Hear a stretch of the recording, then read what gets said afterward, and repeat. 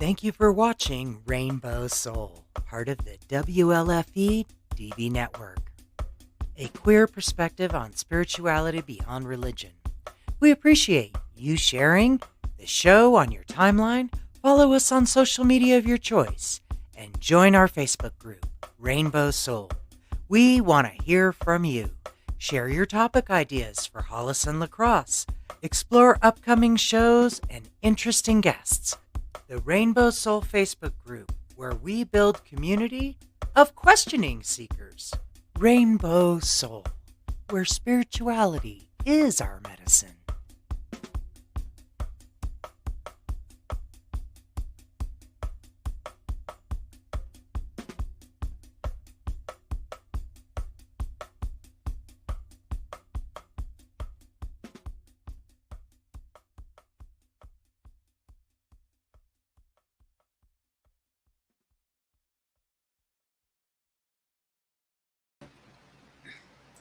Hey, Hey, how's it going? excellent. I'm out Yeah. in the woods. Yeah. So we have a change of scenery. Yeah, we have a little bit of change of scenery because my broadband at my house is down. So I'm actually right next to a tower. I'm hoping it holds out for the whole show. And, I mean, I'm in the forest Yeah, outside that's of a little beautiful. town in Colorado in the Rocky Mountains called Nederland, Colorado. Nice. My scenery is the same. I'm still on Bourbon Street, but I'm not getting drunk. So no drinking. Thank you. Well, Nederland, what's cool about Nederland is that they have tons of breweries. Oh, Like, really? that's the thing here. Yeah, people love to brew beer. And they actually used to have an event called Frozen Dead Guys, which is when they celebrate this guy that decided to freeze himself instead of dying. Oh, So, wow. Oh, yeah. I remember you told me about that. That Yeah. was insane. I'm like, It's kind of a weird thing. A lot of skiers and stuff come up. It's usually like in March when the snow is still pretty heavy. Because it's a ski area up here. And then they do stuff like put a guy on a sled and push him through the snow and have races. And oh, wow. they have a lot of meat places down here where they fresh roast burgers and stuff if you're into that kind of thing. Of course, they brew. They have a great Indian restaurant that I prefer. And pretty nice reservoir to go look out onto the water that gets frozen solid in the winter. Yeah, it's a lot of good. It's a beautiful little. It's a cute little mountain town. Right. Couple of dispensaries if you want to buy cannabis. And about lots of hippies. There you go. Actually the town is actually famous for just a little history. The town is famous for allowing Jimi Hendrix and lots of other big stars like that come and smoke cannabis while they filmed or while they recorded their albums. Mm. It was one of the first places in the country to legalize cannabis. Yeah. So that's Nederland, Colorado. And now there's a cute little carousel that you can ride for $2 that was made by a vet, which is pretty neat. Yeah. So, yeah, it's a cool place. If you ever go to the Rocky Mountains, check it out. Oh, definitely. It sounds cool. I was telling you, I said, yeah, put me up on that carousel. I don't mind. It's great. Like they call it the carousel of happiness. I'm like, when you walk out, hey, you're happy. Oh, that's cool. That is cool. So I just want to make sure that we introduce ourselves because sometimes people might be catching this show for the first time. Okay. So I'm Hollis Taylor. I'm the author of Divine Androgen. It's a sacred path for gender variant people. It's a book about harvesting your most authentic path. Being non-binary in a binary world or any kind of gender variance, including, gay men that are a little bit just a little queer or lesbians that are a little butch. And when you start to bend gender, you have a special path, and that's what it's all about. And Lacrosse, tell them who you are.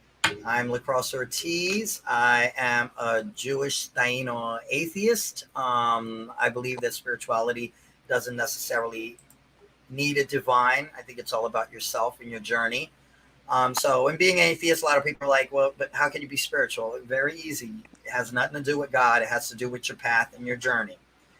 Yeah, and that's me. Fantastic. And I chose today's topic. I actually came across this person through my partner, actually, and through some mutual networks that we're both part of. But it's also important to me and personally because I'm also a psychic and I do a lot of mediumship. But today's topic is about channeling. Mm. And I thought that channeling is a beautiful thing. If you When you really tap into it, when you really believe it and harvest it, it can bring a lot of great stuff into your life. I don't know what your experience is with channeling. I see. I don't. Maybe I don't. Maybe I know it by a different word, but probably as we go on talking about it, and I'll be like, "Oh, wait, this is what we call it, or this is what it is over here," because I'm not familiar with Okay. channeling. So, but it, like I said, it might turn to be something else, and I'll be like, "Oh, yeah, I know what that is." So, Well, it's essentially what would happen in but we'll define it. We'll yeah. define it here with our guest. Our guest is River. River, let's bring River out and so they can tell us about who they are. Okay. Hello. Hi. Hi, welcome River. I'm glad to be here. Thank you for having me on. I'm so grateful you're here. And even for me, while I was sitting there, I was like, "Gosh, how do you define channeling?" Right? But why don't you first tell us who you are first, River? Sure. I am River Lightbearer, your compassionate catalyst, because I have to brand myself, of course. I have been working with my guides since I was very, very young, and coming from a traumatic background, my guides have supported me and helped me get to building a life that I actually want to live. And so I work with other people who have had traumatic events or negative events in their lives, who know that it's time for them to change. It's time for their life to change, but they're kind of stuck on how to get there and where to go. And so my guides and I kind of, guide them. Fantastic. And so, why don't you? I think we should start with the obvious question, which is, what is channeling? Like, what is that? Can we define that? Which, if for me, it's kind of hard because I'm like, how do I define channeling? And yeah, I use my guides too, meaning like I have guides that people that have passed over, my father, and so I actually have a drag queen that was killed for her art, and some other people that have passed over that now watch over me, and I would call them my guides Mhm. and or my guardian angels, for a lack of a better word. And they um, help bring through other energies. When I do mediumship, I channel a lot. I also channel when I'm doing astrology, but when I'm doing mediumship, those people that are my guardians bring through other messages for the person I'm reading for, or someone near me or someone in my circle that would be able to hear me. Sometimes it's not the person I thought it was for. Um, when I channel in astrology, they just kind of bring messages through, and I just kind of get out of the way, and other things come through. And Mhm. I would call that channeling. And some people channel like in music and stuff. How would you define channeling, River? Basically, I define channeling as a process in which a human connects with a being of higher energetic vibration to receive guidance and wisdom. Okay. That is the definition that it took me about 8 years to come up with, because it really can be defined so many different ways. So that is how I define channeling for what I do. And it's how I define channeling when I'm teaching people. But, you know, the beings that I work with when I channel are spirit guides who, you know, they were human once. They did what they needed to do when they were incarnate. Now they don't need to be incarnate anymore, but they're still working with humans to help us because it's part of their spiritual path as well as ours. And they're not people that were part of my life in this lifetime, although one of them says that we shared a lifetime a few hundred years ago. So for whatever that's worth. I also work with a being of light called Shiva, and he's the one that I actually channel when I'm working for other people. And I have recently started channeling another being called Pietkela, who refuses to tell me what kind of being he is because he says I get too hung up on labels.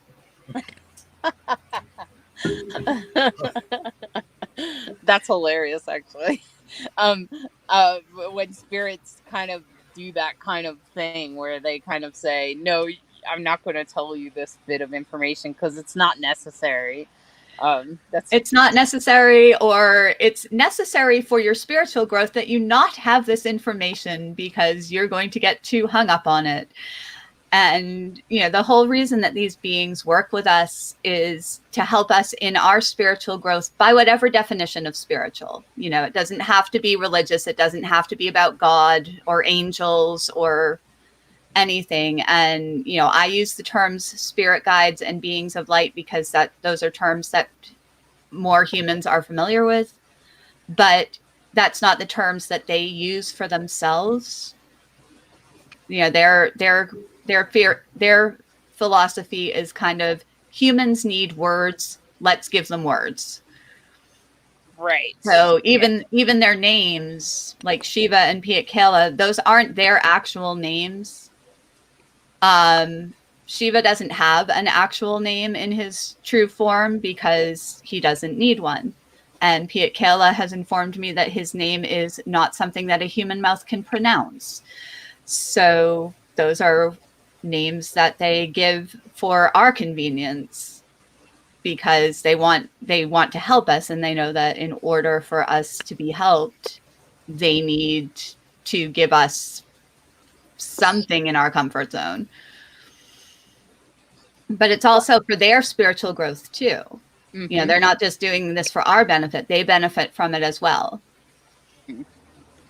That's kind of one of my experiences too. The people that have died and passed over, that they're actually in service to me in some ways. That by doing this, some of them are taking care of some karmic things that they need to take care of. So almost everyone that passes that's around you will almost always become a guardian, unless they're a child. But I found that almost everyone that has passed will come through as a guardian for me at some point. But that's just, you know, my belief system, and I guess everyone has a different one. So Lacrosse, do you have like something that would be defined in this way? I'm sure you do. Yeah, I guess like with us, anybody who has passed is considered an ancestor. So with our indigenous tribe, we're always calling upon them. And I guess that's what channeling would be. We call them for guidance. We call them for help. We call them for wisdom, understanding. Also, but then in like my scientific mindset, I believe that since I don't really believe in so much of that, the energy, it's that energy, whether it's light or whatever, and energy always returns to what's familiar. So hence your spirit guides. You know, like if you lose somebody that's very close, like I always feel my dad's energy a lot and my mom since they passed. And maybe it's because they just come back because it's familiar. I mean, I was their child. And sometimes there are things that I'll be going through and I'm thinking, wow, what would dad or mom think or do at this moment? And it just kind of clicks something. And I'm like, oh yeah, well, you know, thanks dad. You know, the energy was there and it was familiar. So that's kind of where I see it. And I have a thunderstorm going on, so bear with me if it starts getting loud.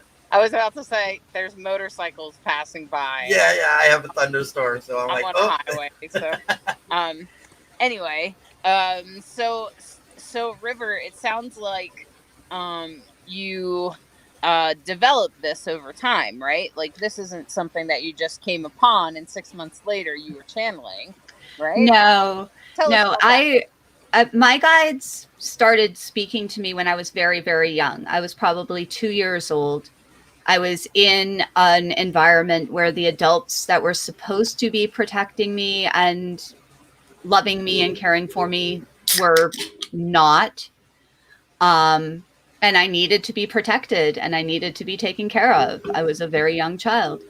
And so my guides, in my belief system at any rate, everybody has guides. They are with us from the moment we are incarnate.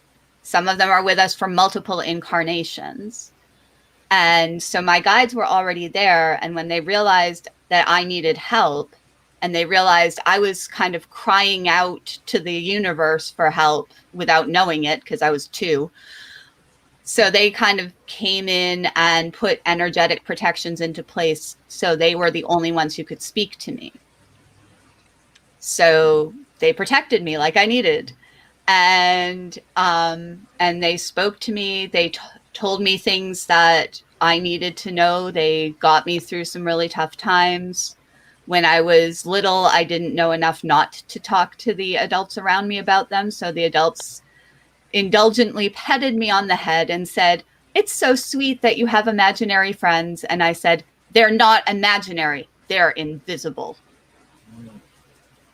Wow. Mm-hmm. I was very, very vehement on that note. Unfortunately, as I got older, I, kind of drank the grown-up drink there and said, okay, the grown-ups probably know, and I'm supposed to be outgrowing these beings, but they're still talking to me. One of them helped me pass a math test in junior year of high school in a subject that I had been failing up until that point. And I didn't really understand who they were or why they were with me until I was in my mid-30s.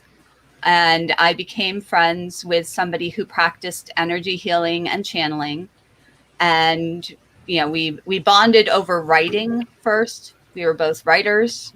But then he started talking to me about this other stuff. And I realized, okay, so these beings are my guides. And he's like, yes, they're your guides.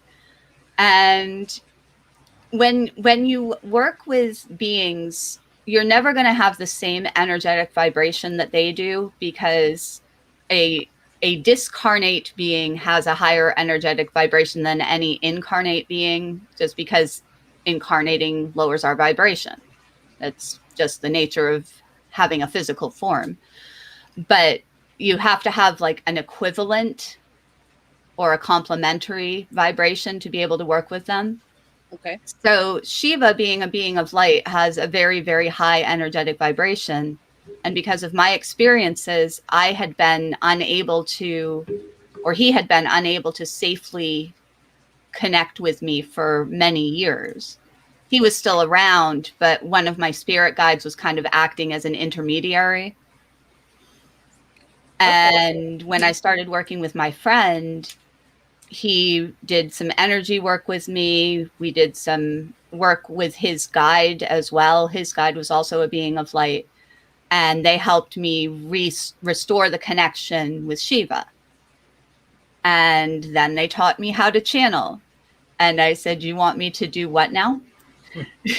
You want me to close my eyes and go into trance and let this being talk to other people using my body? What? Right. Even though you had done it as a child, really.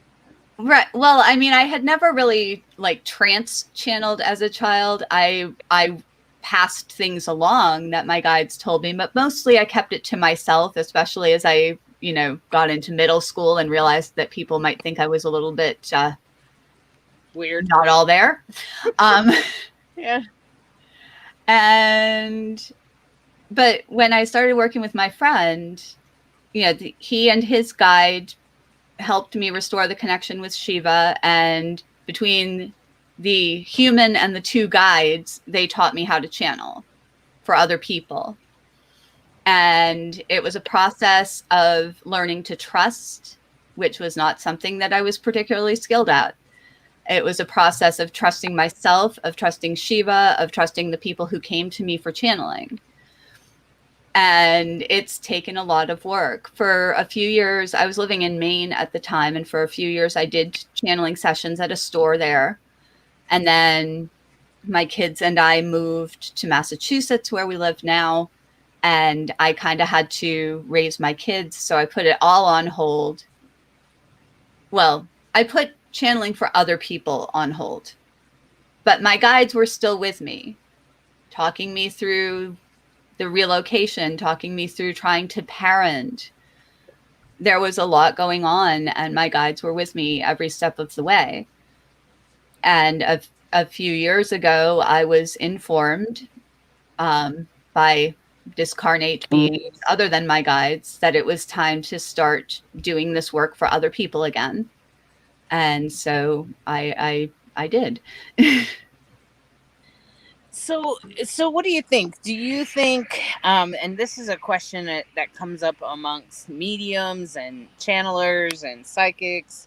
So do you think anyone can channel? Do you think if someone has the desire to channel that they can? Or do you think it's a special gift that's given to people? What do you think? Like, I personally think that anyone that has the desire is supposed to channel. So if the desire's in your heart, then you can do it. You just have to maybe tap into the skill. And maybe you just haven't come across the right teacher yet, or you have to look for the right teacher. Maybe it's not time yet. But at some point, if you really want to be a channeler or a psychic or a medium or any of those things, that if you search it out, it will happen. That's pretty much my opinion, though. What do you think about that? Let me word, because I am a human who doesn't always human word well. Okay. But I believe that people can learn to channel, absolutely. But I don't believe that it's everybody's path. So I believe that when we're born, we have certain paths that we kind of chose before incarnation. We're not necessarily going to follow them, though, because free will, overrules everything. So if on a soul level we say, okay, in this lifetime I want to do this, this, and this, and then we incarnate and then say, yeah, screw it, don't want to do that anymore. The incarnate person wins because free will overrules whatever, destiny is laid out before us. But I don't believe that channeling is intended to be everybody's path. And sometimes people's guides are not willing to be channeled. They're with the person to work for that person and not to work with them for other people. But if it is something that is part of somebody's path, or that they want to be part of their path, I absolutely believe that they can learn to do it. You can learn mediumship, you can learn to read tarot, you can any of this stuff can be learned. Mm-hmm. But it's not for everybody. It's not going to resonate for everybody. It's not going to be what everybody wants to do. If somebody wants to and they really have a desire, then, and their guides are on board with it, then absolutely, then they can learn. It's important to learn to do it in a safe way, because especially if you don't already have the connection with your guides in place, like your guides are there, but if you don't already know that they're there and you've been talking to them, there's always the risk that a being that isn't a guide and doesn't necessarily have the best of intentions might show up. So I always recommend, if somebody wants to learn channeling, they either work with a trained channel who is also skilled in helping other people, or they buy a book that was written by a trained channel, because the book the book is going to carry the same energy and the same protections from the channel's guides that doing an in-person lesson would. So absolutely, people can learn to channel if they feel that it's part of their path, but I think that it's very important to do it in a safe way. Mm-hmm. Yeah, and that's a whole other discussion about entities, and I don't always think that spirits have bad intentions. I just think that their intentions may not align with your intentions. I don't necessarily believe in spirits that mean harm to you. But I know that a lot of people do, and that's okay. I realize that it's an unpopular belief. I mean, when you think about it, with like people who are alive, you know, some people aren't bad. They're just not working for you. You know, I think it wouldn't be any different with energy. Not every energy is going to vibe with you. You know, right. What could be good for somebody else is toxic for me. You know, right, exactly. And I think it kind of comes from the same belief that yeah, there aren't really bad people. There are traumatized people that right. act out that trauma, but there are no actual bad people in the world. That people are just born in trauma or whatever kind of messed up shit they have going on. Right. Just like, you know, River, you explained it. I also had a similar childhood. Just nobody was around, so it was no big deal for me to talk to spirits. But I knew I was talking to dead people. And you know, some of my friends thought it was weird if I told them. Some of my friends thought it was pretty cool, and were interested in more of it. But yeah, definitely. And I'm not even sure my parents noticed, or any adult in my life even noticed, because they're never around to talk to me, so it just didn't matter. It was sort of inconstant. Yeah. But I find that now, as channeling and as channeling goes, that it seems to come in different forms for different people, in different ways, and I don't think any two people channel the same. That's what I notice. Everybody seems to have their own way of doing it. Would you agree with that, River? Yeah, I mean, I don't know a lot of people who channel, but there are so many different definitions. There are so many different names that we give the beings. There are so many different ways of doing it. You know, when I do a channeling session for another person, it ends up being part channeling, part mentoring, part coaching, you know, and it's and sometimes I'm doing it by relay, where I'm the one talking just like I am now, but my guide is telling me what to say. And sometimes I do it in trance, so my guide gets to talk directly, which weirds some people out. So most people prefer the relayed channeling, because it can be a bit disconcerting to have the energy shifts. And, you know, if I'm channeling Shiva, my eyes are closed, which disturbs some people, and the voice changes. It still sounds enough like my voice because it is my vocal cords, but Shiva's voice is deeper. It has a different cadence. He has an accent. I don't know what the accent is, but he has an accent, and I can't duplicate it. I've tried. So, you know, that's how I do channeling for other people, but I also channel by writing. I can go into trance, you know, as long as I make sure I've got my fingers on the right keys. We've discovered I have to put my hands on the keyboard before I go into trance. But as long as I do that, I can go into trance and Shiva can just type. And then I come out of trance and read what's there and have to correct a bunch of typos. But okay. Yeah, but I've totally done that. Yeah, I get it.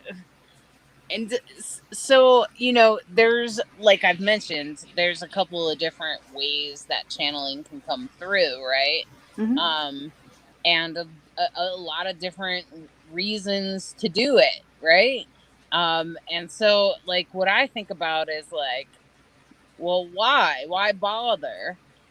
And for me, it was like you, it helped my life, like as a parent, um, and even as as a youth, um, when I came close to death, when I tried to commit suicide, and when I was cutting and things like that, when I was really troubled, um, these spirits would step in and say, "It's not your time. You can't stop trying to die. It's not your time."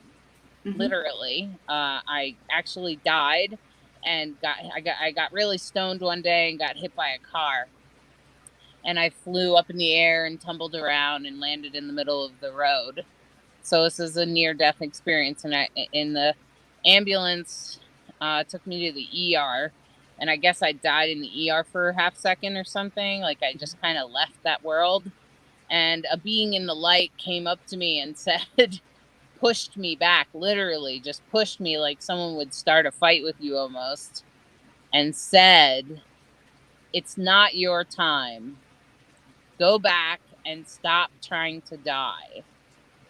Um, so I made some changes after that. I stopped doing so many drugs and things like that. But I think, um, depending on your own situation, spirits have different. I've had spirits come through me when I'm performing drag.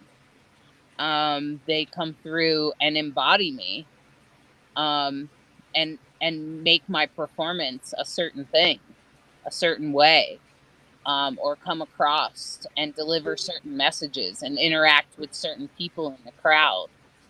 And I don't really get why, except that that's what they wanted me to do, and they just kind of take over and embody me. And I definitely have a dead drag queen. She was killed, I think, in the 60s or something, um, for performing her art. She was murdered. And so her spirit lingers on and around me in particular. And so she's, oh, and that's why she made me the drag king she always dreamed of. And and so she'll push me through to certain things and push me to certain queens. And then the other channelings that I do is usually for the person that I'm reading for. Now that I'm called to do readings for other people, the channeling comes through because they have to hear me say something. I have to say something to them. So I think a good question is, like, why channel? Why can't we just figure these things out on our own? Why do we have it? Why do you think it's there?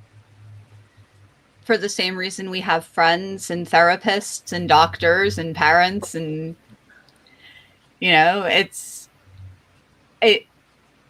humans can figure out what's going on in other people's lives a whole lot easier than we can figure out our own.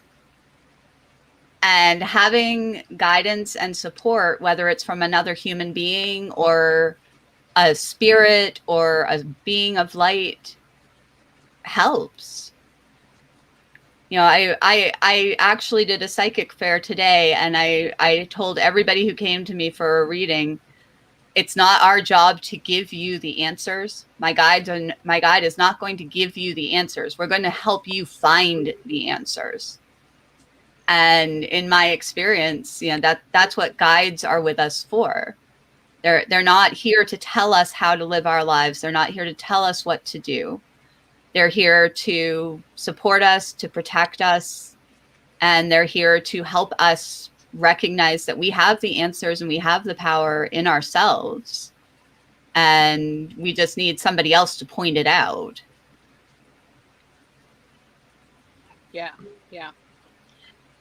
For sure. And there were a couple of comments I noticed here. Yeah. Here was one. You think certain people are chose for this with the connections and open to it? I don't think that it's certain people that are chosen. Everybody has guides. If you are a human being, you have guides. You have that connection. It's just that not everybody's aware of it. The majority of people aren't. But you can learn to consciously connect with your guides. And as far as being chosen for something, my belief system doesn't include being chosen by a higher power or being destined for things, because free will. And my guides support that in the conversations that we've had. Free will rules everything. So if you choose to connect with your guides and learn to channel, you can do that. It's not, you don't have to be some special person to be able to have that. I would agree.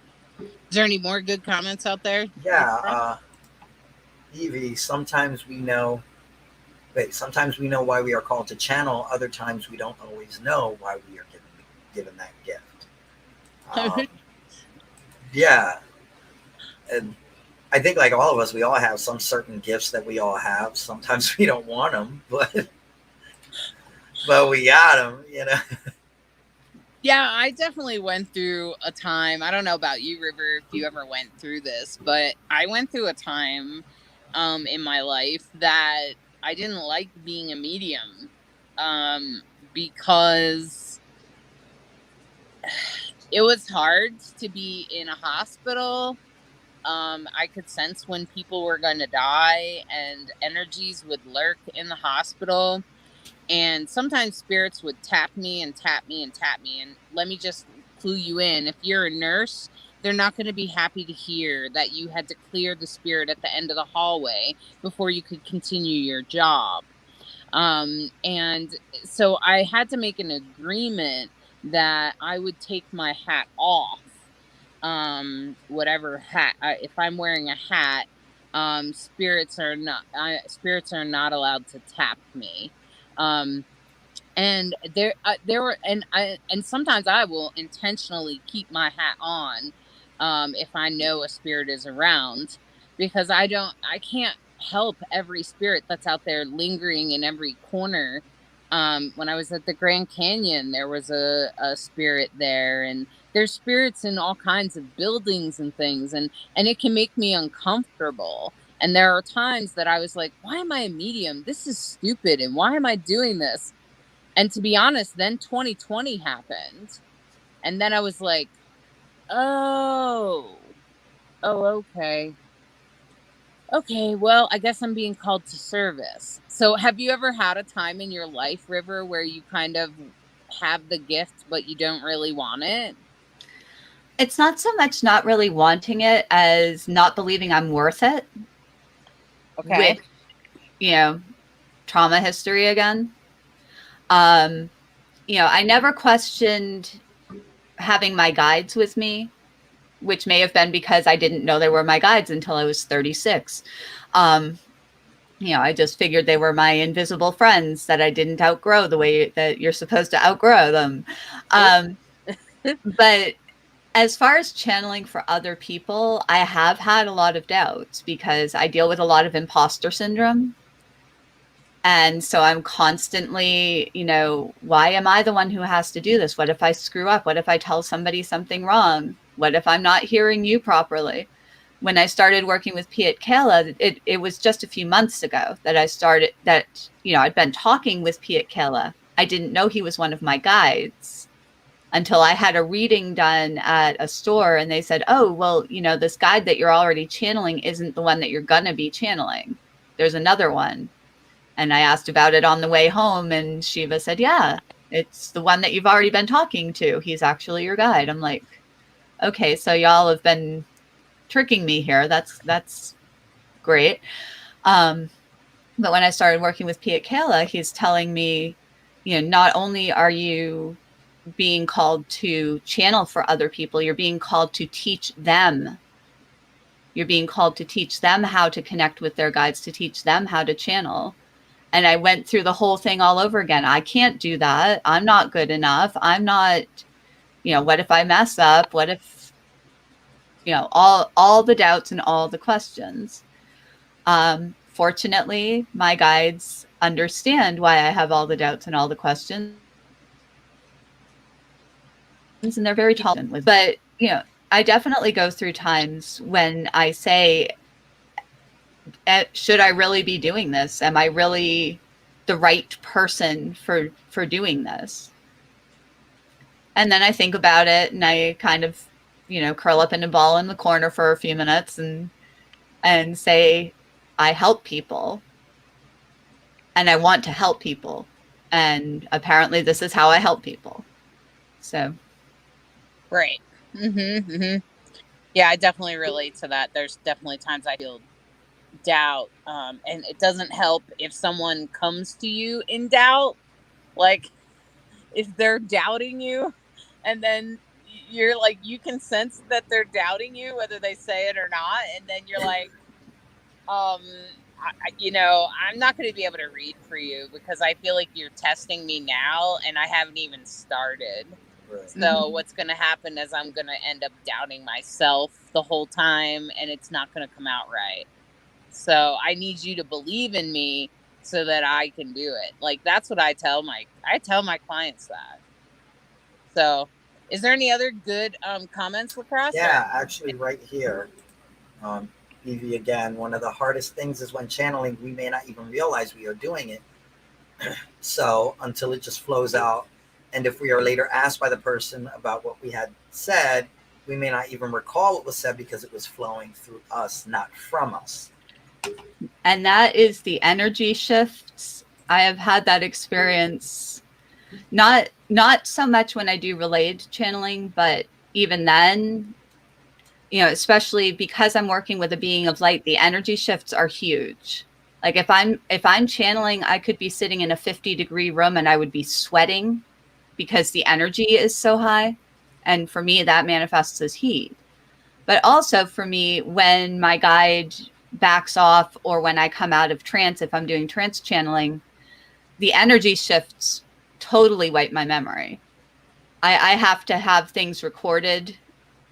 And there are times when I'm doing a channeling for somebody else where, regardless of which one of us is speaking out loud, me or my guide, the guide will be saying to me privately, pay attention to what I'm saying right now because it's for you as well as this other person. And then they help me remember it later so I can type it. But you know, the energy shifts really do affect the memory, and they affect the memory of the channel and of the person who's receiving the channeling sometimes. So I always, you know, if I'm doing Zoom, I record it and send the recording to my client, or I recommend that they take notes or something, because it's not even that it's not even that it's not coming from me. It's just the energy wipes it. So is there a difference between a channeler and a medium? To me, there is. Okay. And I differentiate, and not everybody does. But to me, a channel is somebody who works with one of the higher energetic beings, the spirit guide, being of light, etc. Some channels don't work directly with their own guides. They channel collectives like the Pleiadians. A medium, and again, this is just my definition, but a medium is the person that works directly with dead spirits.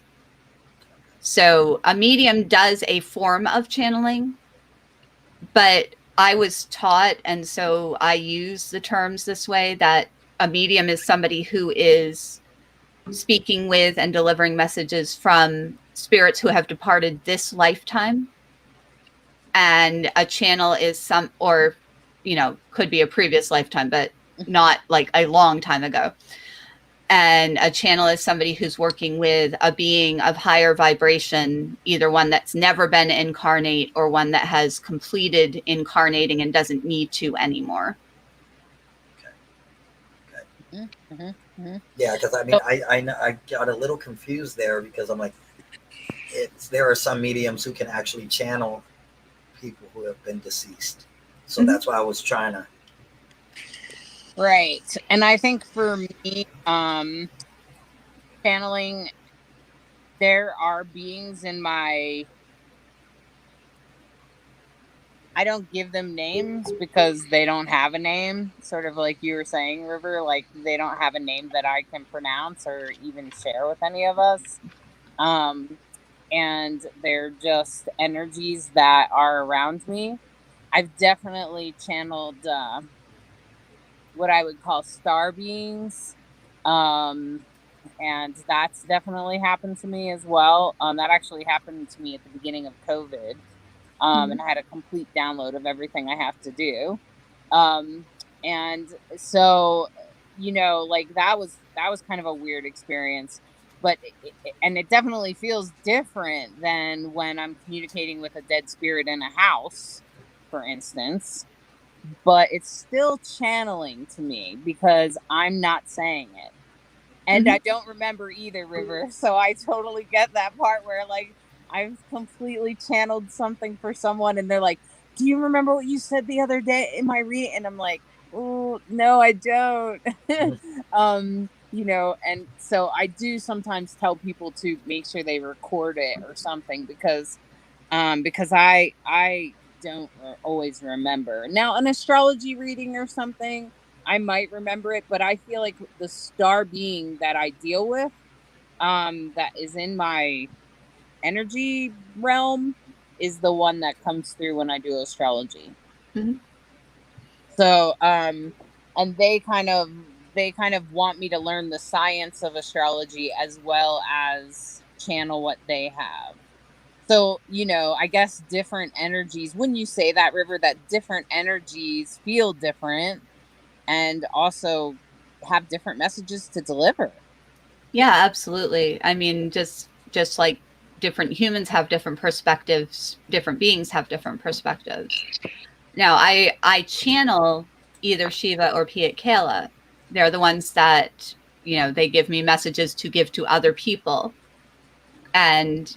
But I work with a baseball team of guides. I have a guide that's sitting with me right now, helping me word, because verbal communication is one of my weaker points. So I've got a guide sitting with me right now saying, make sure you say this, and helping me put the words together. I have a guide that I have two guides that work with me when I do my energy healing sessions. One of them is helping me direct the healing energies, and the other one is saying things like, stand up straight, stop locking your knees. Trying to help you take care of your own body, right? Yes. Well, I mean, if I'm not standing up straight, my back's going to start to hurt, and I'm not going to be doing a very effective session for my client. But there are a lot of different types of beings that speak to us, and some of them are with us for us to channel to other people if that is part of our path, and some of them are just with us to help us with our own lives, and that might be our spiritual life. I have a guide who helps me with my spiritual path. It might be with our posture and not locking our knees. I have one who calls himself the Discorporate Entity Guidance System and helps me find my way around when I'm driving. Yes. Yeah, I totally get it. I have a couple scouts. So are there any other comments that we should know? Yeah, right here. Have you ever had by Evie, have you ever had the experience of just talking with somebody and they ask you something and information starts flowing? What, when I was growing up, Pentecostal calls words of knowledge. And they may be touched by it and concur with this a lot. But find something that they say is not the case, only to have them come back and ask about the part they said was not accurate, because they found out sooner after that it was indeed the case. I'm sure I have an answer for that. Okay. Go ahead, River. So, it doesn't happen so much when I'm just having a conversation with somebody, because my personal code of ethics, I won't channel for somebody unless they specifically ask me to channel for them. My guides won't give me information to give to them unless they have asked for it. But I did do an email channeling for somebody 2 years ago who read it and said, I'm not sure about some of this stuff. And I know I promised you a testimonial, but I'm going to hold off until I see how things played out. Fast forward to 2 months ago, when she messaged me and said, oh my God, I just reread this channeling and everything Shiva said was right. Some of this, and there was one piece of it that she ignored. Like she followed all of Shiva's other suggestions and everything he said came to pass, except for one thing, because she ignored one suggestion.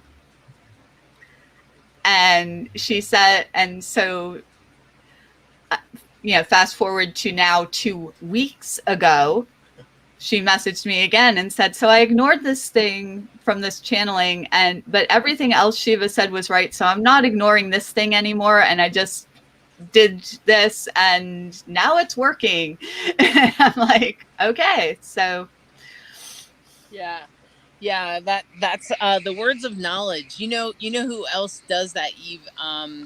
Is the Quakers. If you've ever been to a Quaker meeting, everybody sits in silence until you are moved to talk, and they kind of channel in a way. If you've ever witnessed it live, I've been to a Quaker service before, and that's exactly. I was like, whoa, these people are channeling. And I was like, whoa. And it was pretty intense, actually. And I would say it's definitely happened to me. Like, I'll just feel something. Now, River, for you, I hear that you get consent first, and I do kind of too. Sometimes what I'll say is, I keep getting this hit that I need to tell you this. And I don't know if you want to hear it. It might make sense or not. I don't know, but I should tell you this. And even with Lacrosse on Rainbow Soul, I was like, Lacrosse, I keep getting this hit that you and I are supposed to do this show. And he's just like, okay, I mean, I guess I could, and he was not sure if it made sense. Yeah. And I was like, but I keep getting this hit and that's what I would say is I would say I get a feeling or a hit or it just keeps coming up for me. And now we know why, right, Lacrosse? But so that's how I do it. That's how I deliver something I'm getting in the moment. Mm-hmm. And I guess I'm not really asking for consent, but I'm saying I'm giving the preface. You don't have to listen to this if you don't want to. You could say no. There's always free will, but I'm really getting that this would be important for us. So yeah. So it's an important, I guess consent is pretty important, River, and I agree with you that it is important. Like, I have had some other pretty weird things happen to me, but where I did kind of send a piece back from a dead person back to an old friend, and I didn't know that she had always said she would send it back to him. But I found that out later, that she had promised when she was living that she would, and I just got this hit that I had to send it back to him, that it was the only right thing to do, because they were going to throw it in the fire. And because it was her funeral, around the fire. Mm-hmm. And so I have had that experience. And in my experience, now I'm going to tell you that my friend at first was very grateful for me for it and said, wow, she had always promised, and then got mad at me afterwards. And now they won't speak to me. Mm. But it's okay. They sometimes can be like that with their friends, and that's okay. It's really okay. But I I have had that experience. So of doing something like that, and then later, uh, going, I guess Yeah. I upset that person by sending it back. And I was really just trying to bring healing in his heart, because the two of them had been really good friends and then became enemies. So there was some sort of healing trying to happen there, and that couldn't happen unless I sent it back. So, and that's okay, right? It's okay that happened. I feel like it's okay with my guides. My guides are like, it's okay. We knew that would happen. It's okay. No worries. And I'm like, oh man, did I hurt this poor guy? So I think consent is important, and maybe I should have had more consent. But I did call him and say, I have it and I'm going to send this back to you. So he did know I was going to send it back to him. Yeah, I mean, to me, that is asking consent. He could have said, no, don't send it. Yeah, he could have said that, but he didn't. So, but crap happens, and sometimes maybe I just freaked him out, because I'm sure that's happened to you, River, where you say things or do things that are being guided by your spirit that later the person kind of judges you for it and maybe takes space or distance from you because of it. Like maybe they think you're strange or whatever. Well, I am strange, so. Yeah, it happens. It happens. So, is there anything else, Lacrosse? At the moment, let me just kind of look back. I mean, we had a lot of people saying hello, which we didn't get to address. Of course, Sandy said hello. Rick Winter, Eric Harrelson, Andrea Vanderella, and Evie, and Seer KPS Lendorman, I think. Okay. So I hope I said that right, and if I didn't, I'm sorry. I apologize. So yeah, we got a lot of hellos and a lot of people who were commenting. And Whitley said hello. So yeah, well, I think it's totally awesome, and I think we're just about at a little break, and I want to just tell the community that we're going to switch it up a little bit. I'm going to do a tarot reading for everybody when we come back after the commercial break, and Lacrosse is going to do his dream interpretation at the end. So if you have a dream, write it in the chat, and Lacrosse will do an interpretation at the end for you. So get your dream up in there, but we're gonna do my tarot reading in the middle this time. So anyway, time for a commercial break. We'll take a little break. Okay.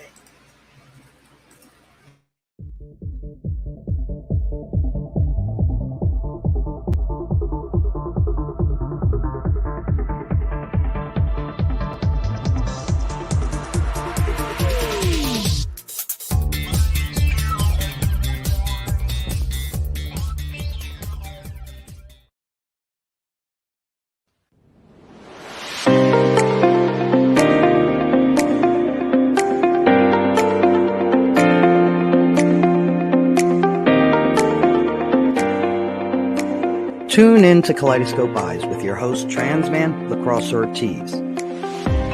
Every week, we will be touching topics within the LGBTQIA plus community. We will also be having interviews with individuals within the community and allies. Journey with us as we share in their struggles and triumphs every Thursday at 7 p.m. Eastern.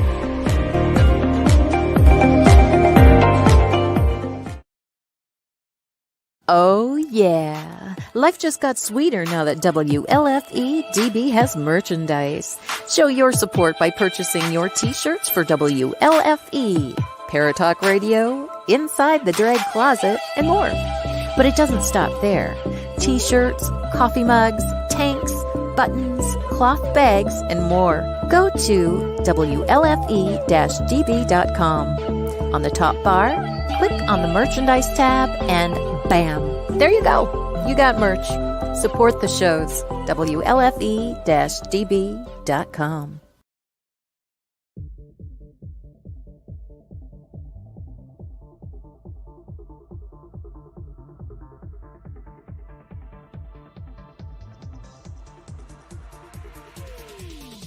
WLFE-DB Radio has LGBTQ shows like Across the Pond, Rainbow Soul, Everything Yet Nothing, and Inside the Drag Closet. Check out the schedule on WLFE-DB.com.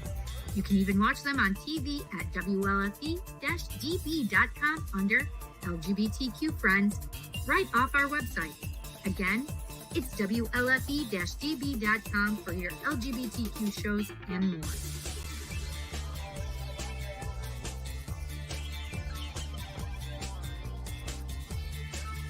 WLFE-DB.com, where talk radio is a whole lot better. Our shows are your shows, and that there makes for a great talk radio.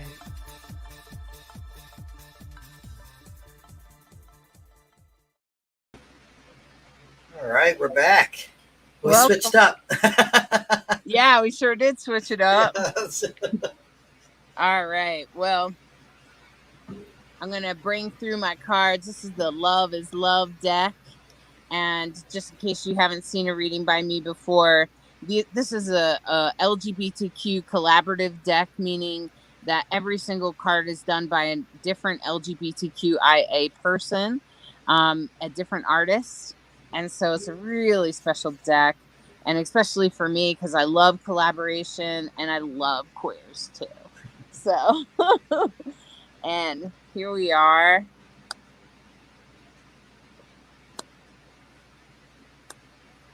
And I was shuffling during the whole time there. And, you know, I'm laughing because I think we got one of these. Oops. I think we got one of these cards last time. Did we? And, yeah. This card here. First of all, the last card I'll show you in just a second. So this card here is the Emperor. And the Emperor is a very interesting card in this deck because it's actually a feminine presenting person. And you can see, if you look up close there, they have a little rainbow on their shoulder. And that's really beautiful. They also have lipstick on. That's the only other things in color.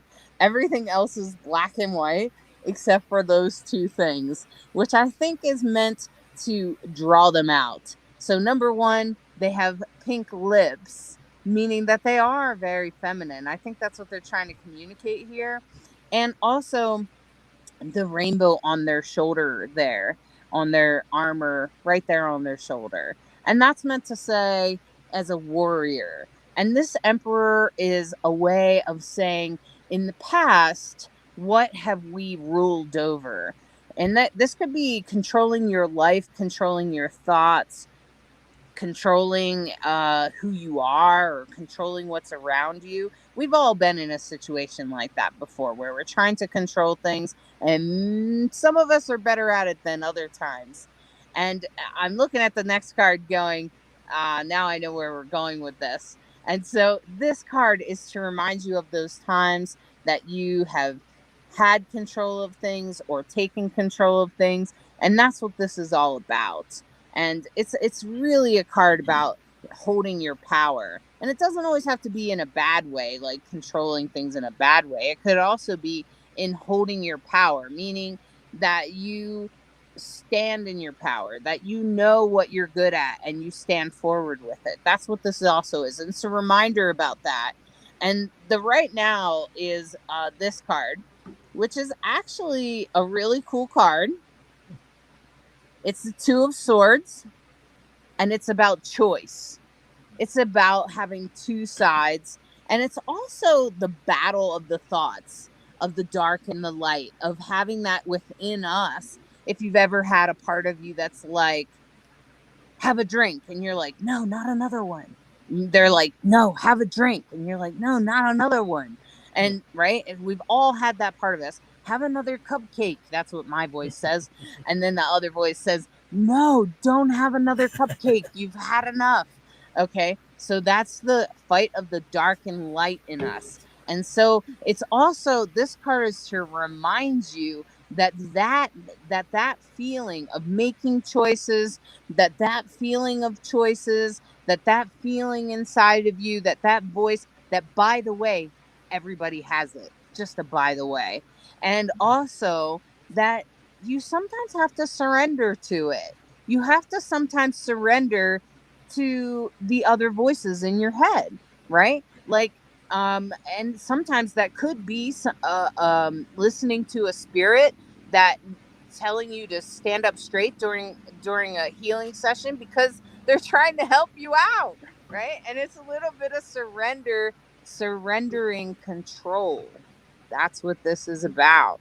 And especially in this final card, which is, I think we had this last time across or one Yeah. other times. This is about performing and offering your gifts to the world. And I think this is important that we talk about this in the second half, actually. And this is the act of letting go, of letting it come through you, of letting it just happen. And that's what this is about. It's just about letting go of the control, surrendering to the control, letting those two voices just go, let them come and go, and just let them zoom in and zoom out, and then see what comes through. And that's what this is all about. This is kind of a card where the performer, it's the 9 of Pentacles there. It is about your gifts, and it is a performer that you can see she's kind of performing in front of an audience that's not really there or kind of there. They're not really defined in this piece of art. This person, it's all about the person, actually. And it's about the gift that they're giving this audience, actually, the energy that they're radiating in the earth. And so that's what the whole reading is about. It's actually about your gifts and how you do it. And one of the ways to get to your gifts, that's what this reading is all about, is how to get to your gifts. How do you offer them? Is first of all, recognize the part of you that wants to control it, the part of you that wants to define it and have it ruled and rule it. And, you know, all of the parts of us that wants to control how it looks or how it comes out or if it makes money or not money or whatever's coming through in your gift. And that there's some surrender that has to happen and some choices that you probably have to make and some surrender. And those two things are super important, and that the dark and light exist in every single one of us. Okay? I assure you, we all have darkness and we all have light. Even the darkest of dark have light. From the darkest places come the brightest lights, actually. And this right here is all about presenting it to the world and letting go and letting it flow through you. Some of us talk about flow. And if you know what that feels like, if you've ever played a musical instrument, if you've channeled or you're psychic or something just flows out of you, you ever just said something and go, wow, I just said that. Oops. That's probably because you were in the flow and you had surrendered and made some choices to surrender. And now you've gotten out of the way in a way. And then therefore it can flow out of you. So that's what this reading is all about. It's all about us getting to our gifts and allowing our gifts to flow into the world, right? Because your gifts are super important. Everybody has a special gift, every single one of us. And every single one of us has probably multiple reasons for being here on planet Earth right now. Even in this crazy times, right? Yeah. Even in these crazy times, there's actually a reason we're supposed to be here. And so that's what this is all about. Thank you all. And just remember, take what you like and leave the rest. If something was said that you're like, that doesn't resonate with me, just let it go. Don't worry about it. It was probably meant for somebody else. So anyway, I wanted to ask if there's anything in the chat that we should know about lacrosse. Yeah, there's right here, Evie. A lot of times it has been in conversations where people, sometimes friends or acquaintances, may be asking for advice. Other times, even people I don't know who happen to be at an event I am at, and suddenly found that it was resonating. Nice. Somebody asked what deck this was. That deck is called Love is Love. Mm-hmm. It's also, you can look it up on Amazon. It's called Pride, the Pride deck. My daughter just, my child just bought this for me because I bought it for them for their birthday. And then I said, I wish I'd bought one for myself. So they sent me one through Amazon today. Oh my gosh, so you have the exact same deck, River. Wow. Funny. It's a beautiful deck. You probably just now starting to work with it, eh? I literally just got it 5 hours ago. So I barely had time to open the box. Wow, that's beautiful. That isn't that funny. Anyway. Now, a question about the channeling. Now, it's not just channeling like deceased people or channeling supreme beings. Channeling can be like when you were saying earlier, if a person has a flow through them, or okay, perfect example. When I did drag, I would channel that character that I created and actually become the character. Mm-hmm. It wasn't just so. That's why I'm just trying to get a better understanding on the of what channeling is. So it's not only just necessarily channeling other people. It could be things you do in your daily life. That's a form of channeling, yeah. Channeling is one of those words that has multiple meanings. So there's channeling like I do, where I work with a being of light and I tell other people what the being of light is saying, or I go into trance and let them say it themselves. There's channeling where you're passing along messages from departed humans. And then there's definitely channeling where you're channeling another aspect of yourself. And that may be, you may be getting contributions from outside yourself as well. The energies may be coming from outside you as well as from inside you. But that's definitely, being in the flow is definitely a type of channeling. Okay. Mm-hmm. Yeah, Lacrosse, I would say that when you're doing drag, that's channeling, especially if you're channeling like a character. Like I noticed some performers do this. If you're like, for me, it was Michael Jackson. For you, it could be Edward Scissorhands or something. And you're channeling the energy of that character, and you know how you kind of get out of the way. Yeah. Let it flow. That's kind of what channeling can feel like, I think. Mm-hmm. Okay. Yeah, you have to get out of the way. Don't you think, right, River? It's like you got to get your mind to Yeah. Yeah. Like with that. This thing's like, and I'm like, shut up. I mean, that's why I do trance channeling sometimes, because when I'm doing trance channeling, I am out of the way. I'm in trance. Right. And, when I do relayed channeling, it's more of a collaboration because Shiva or Pietkela is giving me the information, but it is being relayed through a human. And sometimes with my guide's permission, I do chime in with my own take on the subject. So it becomes more of a collaborative effort. But I still have to get out of my own way and hear what my guide is saying and trust that it's going to resonate for the person that I'm saying it to. And, I can't be all ego when I'm channeling. I have to let go of something.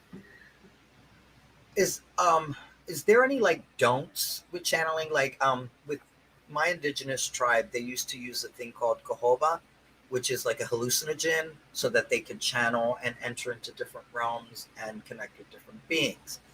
Are there some like don'ts? Like some people are just like, no, we're not gonna do anything that influences the mind or anything. Some people, like some indigenous tribes, use peyote or things like that. Is there like any don'ts? To me, the only don't is don't give channeling to people without their consent. And again, that's my personal ethical code, and I don't expect everybody to live by my code of ethics. Right. But it's important. It's important to observe your own free will, your guide's free will, and the free will of anybody that you're talking to. If somebody feels that they channel better when they're using some type of assistive substance, then that's what works for them, and that's totally valid. For me, I can't drink alcohol. I am so allergic that mouthwash makes me land in the hospital. Yeah. So I don't use anything except for Tylenol. But that's me, but I do take antidepressant, and I've had people tell me, well, you can't be an effective channel if you're taking a psychiatric medication. And my guides say, yes, you can, because that's what you're doing. I think maybe it could even make you more effective, because then you're getting out of the way a little better. I mean, if I'm in a depression, I'm not going to be hearing anything, and I'm not going to want to work with anybody. So yeah, for me, the antidepressant actually helps. But to me, the only broad range, like I said, is don't violate your own free will or anybody else's. And other than that, it's down to what works for you and your guides. Yeah, I kind of agree with you there. I agree with you on that one, that there's not a whole lot. Like, I mean, for me, I'm not into hallucinogenics will send me over. Like, I'm too sensitive. I've tried that. I've even tried some other things, and some people seem to have a experience with things like ayahuasca, and I think it's okay for them, but it's not okay for me. And no, I don't say there's any don'ts, except I would agree with River that there's don't channel for somebody that's without consent. Try to get somebody's consent. Try to get their consent. Yeah, and also don't channel for somebody who asks you if you don't feel that it's right to do. Like, your own free will matters also. For sure. Yeah, because I don't like to channel or read for people that are in doubt of me. I work for a hotline, like a psychic hotline. If a person is already testing me as soon as I say hello, I just end the call there. I just tell them no. So, and I think I'm not the only person. Have you ever had someone come to you, River, that is in doubt of you, that has that testing energy, if you know what I mean? Like, they want to test. I've been fortunate. I haven't had that experience. Okay. I have had an experience where people they may have doubted what they were getting into, but it didn't come across to me. So I just went ahead and did my thing and let their mind be blown. I mentioned that I did channeling in a store up in Maine, and I actually, quote unquote, auditioned to do it at a second store where I was already doing energy healing. And in order to do channeling there, I had to do a session for the assistant manager of the store. And I'm not sure what she expected, but I'm pretty sure she didn't expect Shiva to start talking about her relationship with her ex-husband. And she got so freaked out that she literally stood up so fast she knocked over her chair and yelled at me to never mention channeling in her store ever again. So I'm not sure that she doubted my skills, but I really think that she doubted what channeling was, because that was not what she was looking for. Not what she expected. Yeah. It was the answer to the question she had asked, or Shiva wouldn't have said it, but it wasn't the answer that she wanted. I think that's a lot of people. They end up coming to these things. And I think the most thing, like, even with me being an atheist and not really believing in a lot of those things, it's coming with an open mind and being respectful.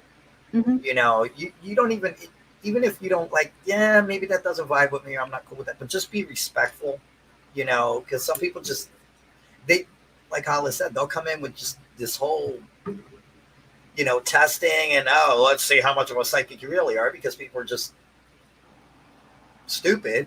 and at the end of the day, not having an open mind.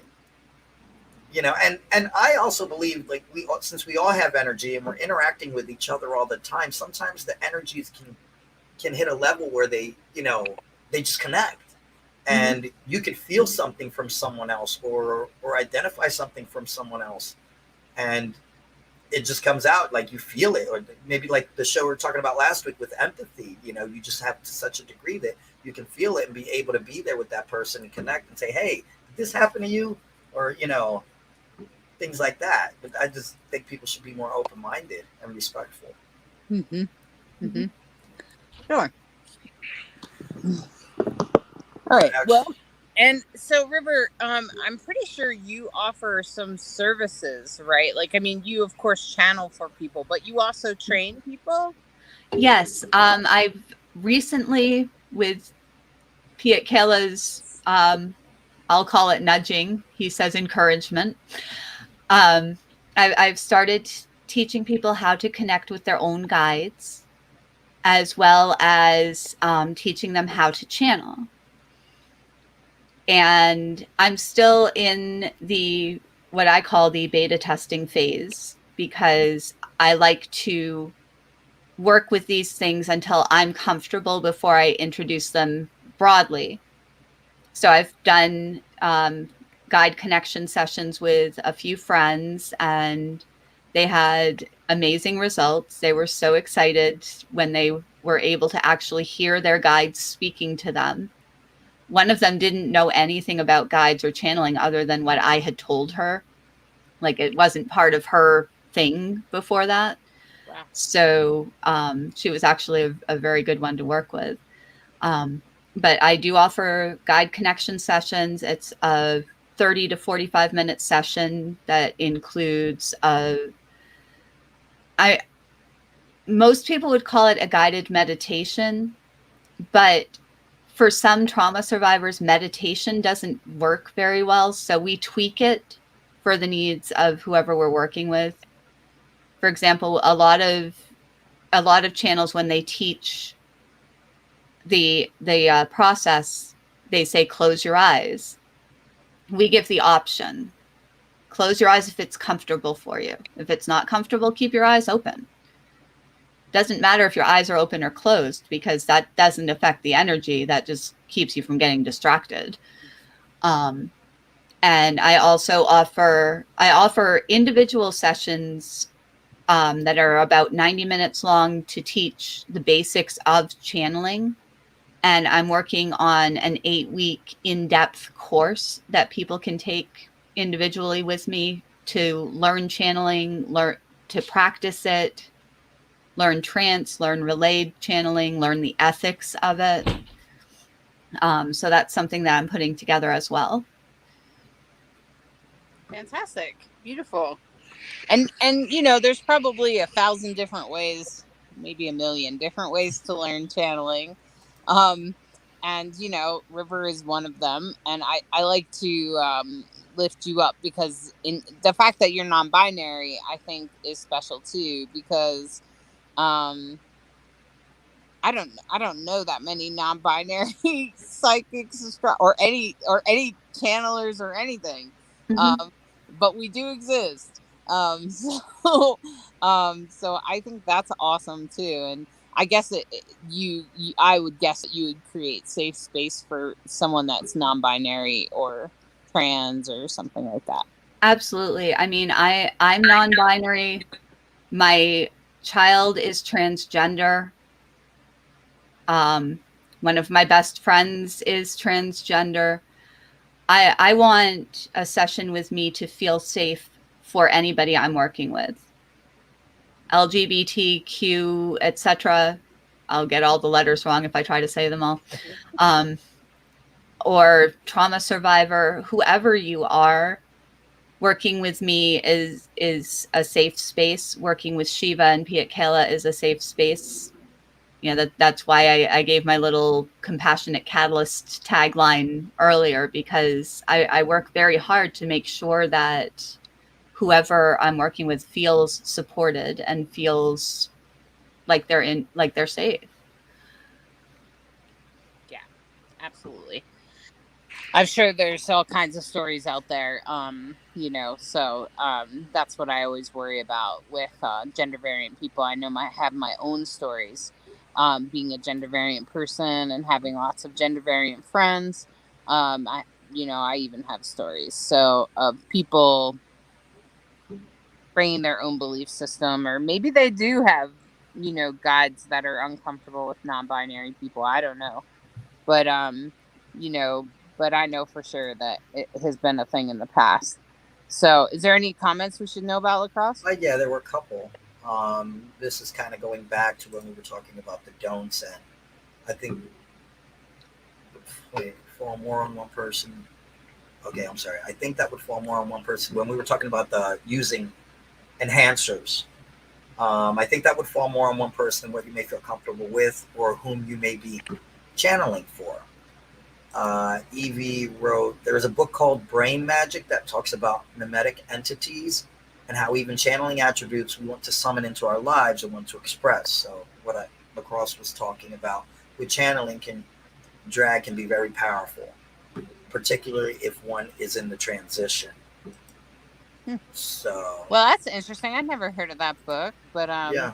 And talking about the other person, just to go back about talking about, yeah, I've had a person that was tripping.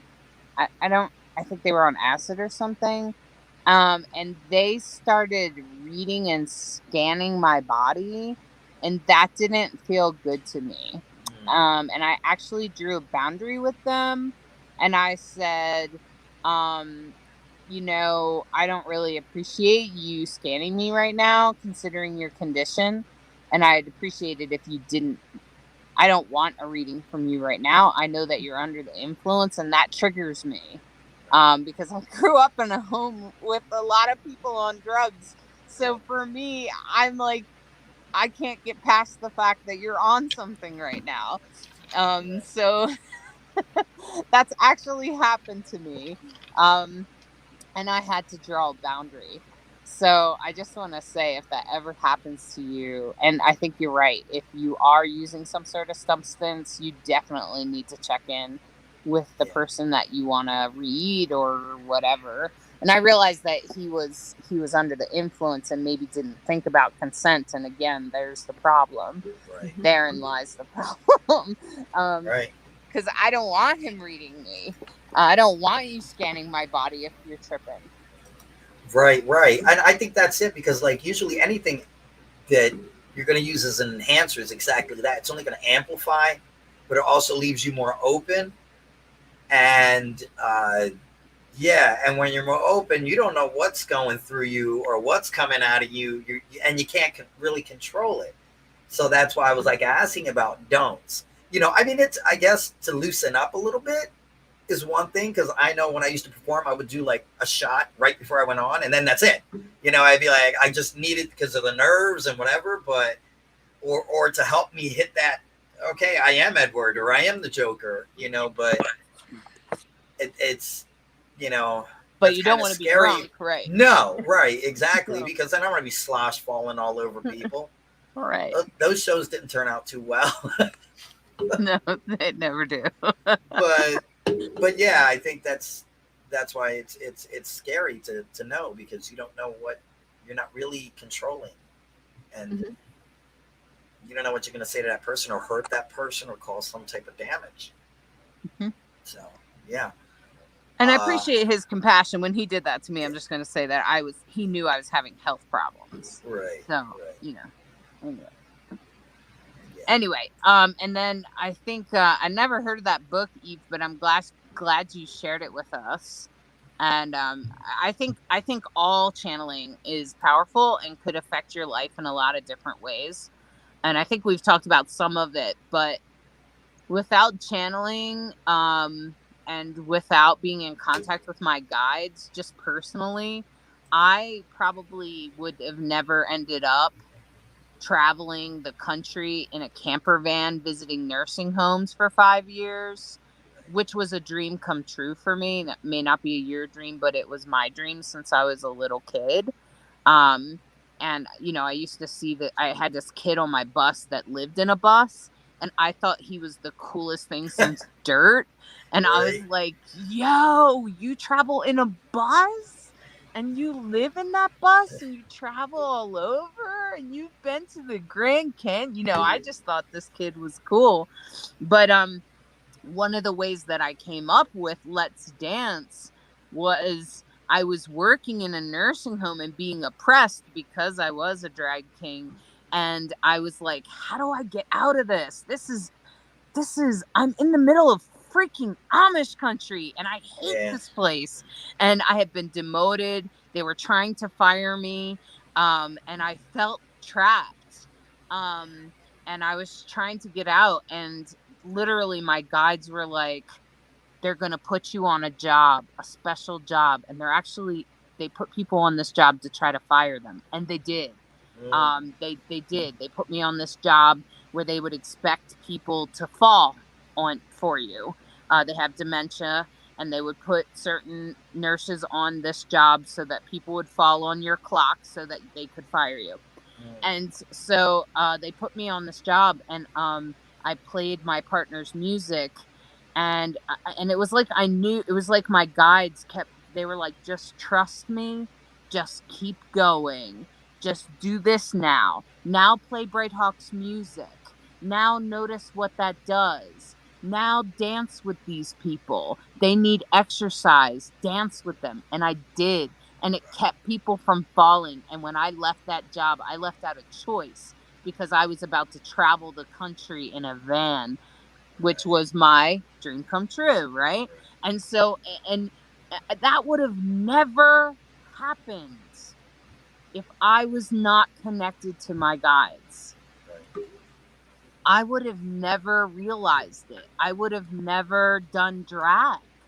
The night that I went out to drag, I said to my transgender friend, I was actually depressed. And I was like, I don't know what I'm going to do. I'm in a really bad spot. I'm depressed. I hate my job. I hate this place. And she was like, look, well, let's go out and have a drink. Where do you want to go? And I was like, all right, let's go to the lesbian bar. And we went and I witnessed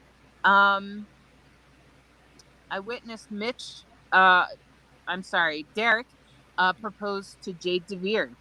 And I was there. And then I later came behind stage and asked how I could get involved in drag. And that's how I came to drag. But that was because my guides were pushing me. Because if it had been up to me, I would have just stayed doing the same damn thing. You know? Yeah. Like River, I'm sure you've had some experiences that without getting in touch with your guides, that your life would be different otherwise. Oh, absolutely.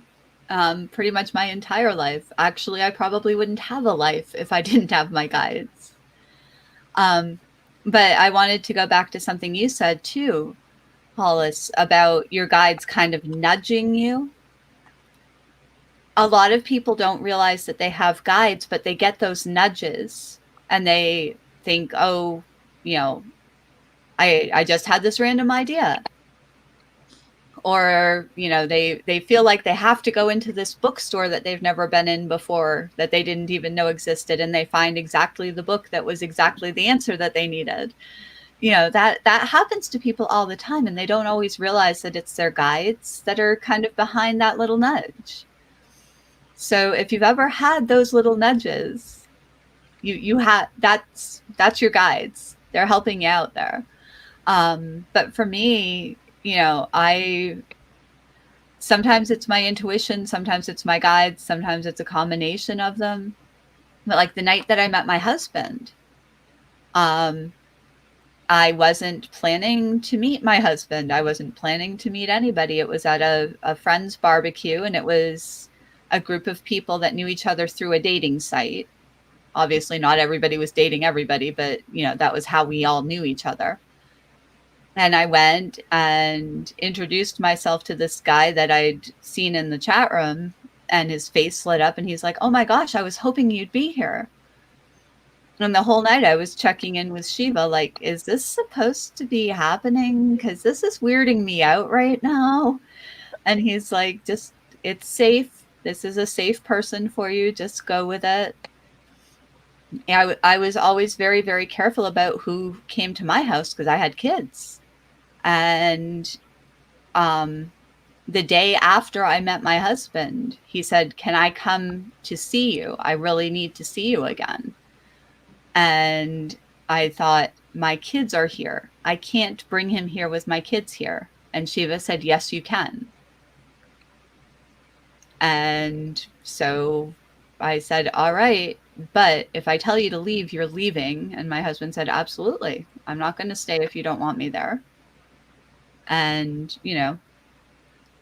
that was in 2008. So obviously Shiva had some knowledge that I didn't have, and it worked out pretty well.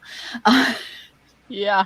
That's exactly what happened to me with Breadhawk. Yeah. Because we had already been friends, but I didn't plan on presenting Let's Dance to her. I wasn't even sure it was supposed to be her, except that I had used her music, and it had a special touch with people with dementia. And I wasn't sure she could follow through or was even interested. But I did know that she had lost her job recently. She had gotten laid off. And I was like, and it just shot out of my mouth faster than I could pull it back in. I had already said it. And I was like, oh, wow. Okay. Well, I guess that's what I'm doing, huh? And guess she's coming here in September, and we're going to try this on. And that's what happened. I invited her to my home to stay with me for a month while we tried on Let's Dance. And of course, as you can figure out, it works like magic. So I'm sure this has even happened to you, Lacrosse, right? Oh, well, yeah. I mean, I like to think more intuition on my part, or hopefully a little common sense. I don't know, but yeah, no, definitely. I've had it where, just sometimes I just follow that gut instinct or follow the energy vibe wherever it leads. And sure enough, I'm surprised at the end. That's how I got my wife. So it was funny the night I met her where I was performing, and Kamori made me change the music, which I don't do that to my performances. I had a set song with a set character. I don't change it. And she's like, "No, change the music. Change the music. This is a different crowd, so you have to have something more lively and dancey or whatever." I said, "Okay." So I brought her up there. So because it was a dance number, I brought her up to dance, and the rest is history. So yeah, you follow the energy, you follow the spirit, you follow the guide. There you go. And wow. Sure enough, and now here we are married. Even though she'll tell you I was smitten, and I tell her, "No, you were smitten." Wow. Yeah, that's really crazy. Magical. Yeah. That's really amazing. Yep. That even that person even had the whatever to tell Kamori? you. Yeah. Kamori was just like, "No, changing the music." And then it wasn't even really a choice, because that's how Kamora runs her show. She's just like, "No," I said no, and it's no. You're going to put this, you're going to change it, or you're not doing the number. I'm like, that would totally throw me off too. I'm with oh my God. Well, you know what? I did it. I mean, it's her show. So I'm like, okay. So, and good thing I did. Right. So, wow. Yeah. That's interesting. Wow. That's amazing. Yeah. Just wow. Okay. Is there any other comments? Yeah. Here, Evie Road. I would think there are more non-binary psychics than we might think are out there. Just finding each other is the tricky part. I think you're probably right, Eve. Yeah. Seer actually gave us some nice compliments. First time watcher of this show, although I watch a lot of WLFE DB radio shows. River's giving a lot of information. Hollis has a great smile and having good information. And Lacrosse is a good interview. And I'm enjoying the show. Thank you, Seer. We're so glad you're here. Welcome. Oh, and Jason popped in, sending you all love and positive energy. Thank you, Jason. We can feel it. Thank you. Yeah. Wow. Well, is there anything else that we should cover? Because I know, do you have a dream yet? across? Did somebody No, send you a dream? I have nobody sent a dream yet. Okay. So So if you have a dream, send it up, my friends. I've had crazy dreams, but I always get my dreams interpreted. So yeah. I want other people to get their dreams forward. Well, here's So you know what? Maybe we should do a flip up because the beauty of being a dream interpreter is you can't always interpret your own. So yeah, right. and me, So I had a crazy one. So here, maybe I should throw one at you this time. okay, go ahead. I had a dream. Of course, zombie apocalypse was happening. I don't know why I always dream of the zombie apocalypse. And of course, everybody's running around, and my stepdaughter she started feeling sick, and she literally projectiled vomit, and she went around like a sprinkler and hit me in the face with it. And all I could be is like, Kara, why would you do such a thing to me? And she's like, I can't help it. I'm like, oh my God, this is so disgusting. And then I woke up. So wow. Well, so your apocalyptic dream, is it really like a zombie apocalypse where everybody's in zombies? Mm-hmm. Okay. And so immediately, like, first of all, I have a lot of apocalyptic dreams, and I'm laughing because I just had an apocalyptic dream last night. Bitch. Anyway, so zombie apocalypse is, I'm pretty sure it's an awareness that in the world that people are checking out. Now, River, I want to invite you to add anything to dream interpretation. If you're getting any hits, I want to invite you.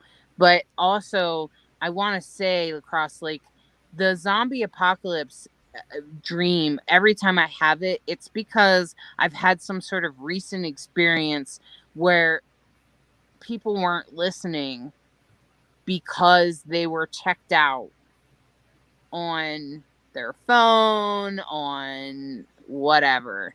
A TV show or, whatever it is.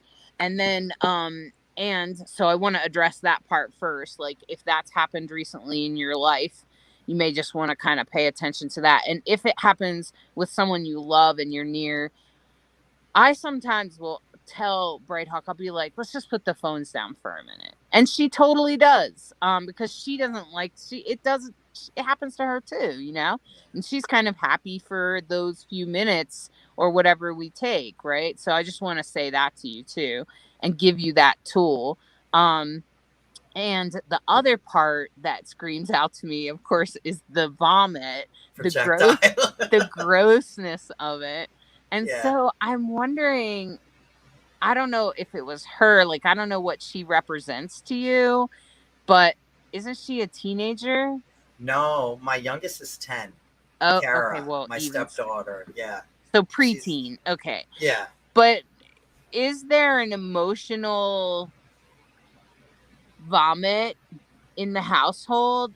Sometimes, especially young people, as they start to have hormonal changes, they can emotionally vomit all over the entire house, including you. Yeah. And me, it's hard because I don't work well till they hit teenager.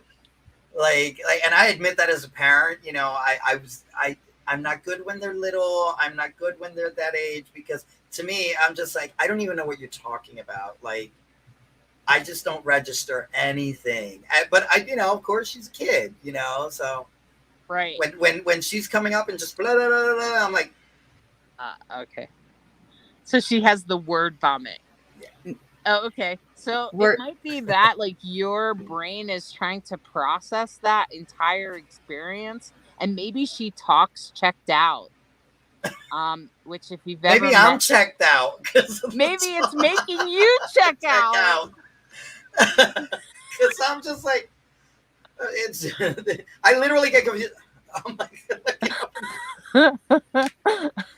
That's the only thing I could think of. Because normally when I do the zombie, because I have them all the time, and I know how I see zombies. To me, these are just energy vampires, people who just eat and eat and eat, and they're never satisfied, and they just consume. And that's how I see most of society on a daily, because I'll just see people, oh my God, you guys are just parasites. You use no compassion, no kindness. You just eat, you feed. So I know usually what they mean, but this one kind of caught me for a loop because she was in it and she was just like, it was like a sprinkler, chick, chick, chick, chick, chick, all the vomit just coming out and hitting me right in the face. Well, I know that I've met some kids that can talk so much that I check out. Yeah. That I'm like, I don't mean to check out on this poor kid. Yeah, poor kid probably needs somebody to listen to them, and here I am checking out. And you know what? That might just mean that you need a little bit more personal time so that you can be more present with her when she does do that. So, just be prepared for her to do that. Yeah. Know that that's who she is, and that's some kids are just naturally chatty. If I looked at her astrology chart, her Mercury's probably combust her sun or something like that, which just makes her chatty. Sometimes they just need something to channel that into. I was a chatty kid, and see, I do a talk show. So but definitely I've definitely met kids that would make me check out. How about you, River? You got something? The first thing I thought of when Lacrosse mentioned the vomit sprinkler was word vomit. So I'm kind of thinking that, based on what you said, Lacrosse, that you usually interpret the zombie part as, your stepdaughter's kind of word vomiting at you, and it's draining you. It feels draining when you have to listen to this word vomit all the time. Yeah, because I did homeschool her all year, and now it's summer, and it was rough. But I mean, she's a good kid. I mean, she's such a good kid. But boy, she can go. Yeah, and even the sweetest kid. When it's talk, and when you don't get a break, like when you're homeschooling, it is draining. Yeah. And so it may just be that you need to set some boundaries with her, or you need to set a time when you say, I'm going to take some time for myself, and I will listen to you when my time for myself is over. Right. Yeah, that makes sense. She probably does need somebody to listen to her, and she probably she's homeschooled, so she gets lonely, and I get it, but she's going back to school this fall. Yes. Yeah, okay. I'm like 1 year, I'm done, I'm good. Right.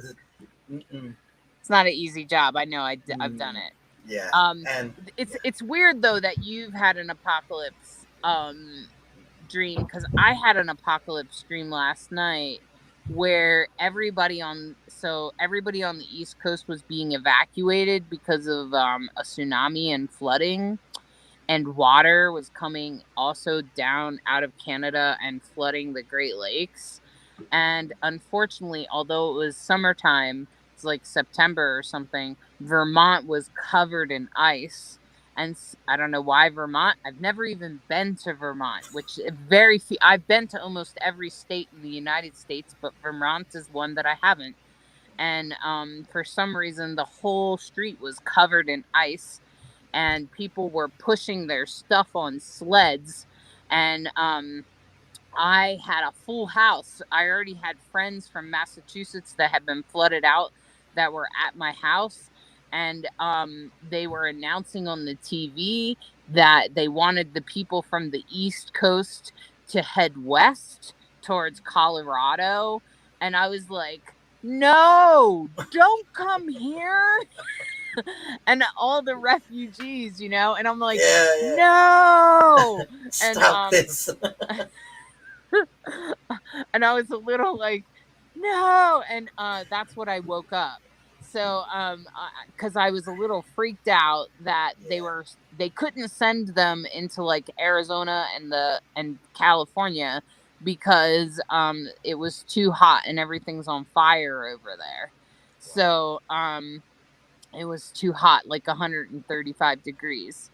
And so they're saying all this on the news. They couldn't go into the South down in Texas or anything like that because that's all flooded. So all of these places are flooded, and all of these refugees are headed towards the center of the country to the high ground, which is the Rocky Mountains. And so it was a little unnerving to wake up with this, but I also have apocalyptic dreams. So if anyone gets anything on that, I'm totally like, What, on an interpretation? Oh yeah. yeah, that's it's overwhelmed. You are so overwhelmed, and this is not just like just the show, or there's just so many different directions that all this stuff is coming at you that you feel overwhelmed. You're drowning. Mm. Everything's being submerged. It's underwater, you know, and then freezing up. You know, it's still water. Ice is Well, that's water. my trauma response. My Yeah. trauma response You is to just freeze. freeze, right? So that's that sounds like you're just really, really overwhelmed. Really have a lot going on, like whether it's your health or things like that, and it's just it's taxing on you. It's really Yeah. taxing on you. Well, clearly, because my adrenals are being treated medically right now.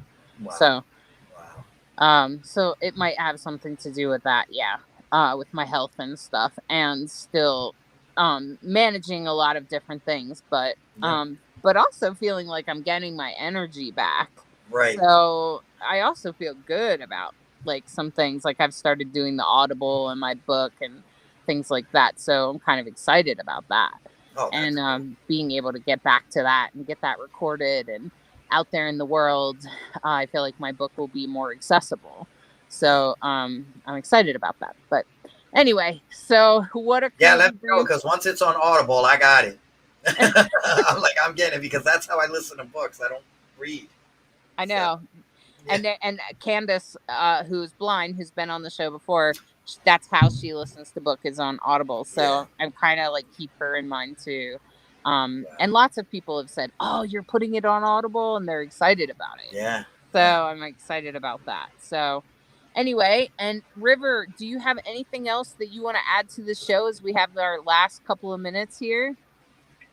I'm just really excited to have been part of the show. This was so much fun. I'm so glad you enjoy it. And I told you that like at some point we are going to talk about energetic healers, and I have a few people in mind where we can have a bigger panel, like 4 or 5 of us. We can have up to I think 10 of us. And where we would actually all talk about energetic healing, because I think that's its own little conversation, and so many people come at it from so many different directions. I'm always amazed at the different ways that it can be done. Like I'm sure lacrosse, the Taino culture probably has its own way, just like you were saying you guys have your own way of channeling, right? Yeah. And I think that's totally awesome. And and I've come in contact with the Mayan way of healing, and Reiki. So, and the Mayan way is called Iriku. I think there are so many different realms of energetic healing, but I think the part that's interesting is what the parts that they share. Just like channeling, the parts that we share, which is like, what parts does channeling share no matter how you do it, which is get out of the way. Yeah, pretty much. Right? That's what it boils down to. It boils down to get out of the way. And how do you go about doing that? Whether you choose to take a substance or trance out, or listen to music, or for me it's breaths. I take breaths, and I literally blow the clouds away. And clouds represent thoughts for me. So yeah, I think there's similarities and differences, and I love celebrating. I love the rainbow, so I like as many colors as possible. Right. Absolutely. So, all right. All right. Well, River, it's been a grand time. I'm so grateful that you came on, and Yes. lacrosse. Thanks for helping me, especially today. See, brother, what this show wouldn't have happened without you. I don't know what we would have done. And I have like 5% left on my phone. Oh my God. If you can believe it. You're just making it. I'm just making it. And thank you, Spirit, for making it happen and allowing it to happen to me driving and going, oh, look, there's a tower. and turning around and coming back. So, and Oh, thank you, Lacrosse, for oh being no. available to make sure the show happens. And thank you, River, for coming on the show today and taking your time out to talk about this really important issue and this really important subject. And thank you to all the audience, all of you out there watching our show tonight. Thank you. I'm just going to say thank you, thank you, thank you. We are so eternally grateful for your input, your questions, your comments. We love you. And I just posted in the Rainbow Soul group. Hey, Lacrosse, there's a banner for the Rainbow Soul group. I just made a post.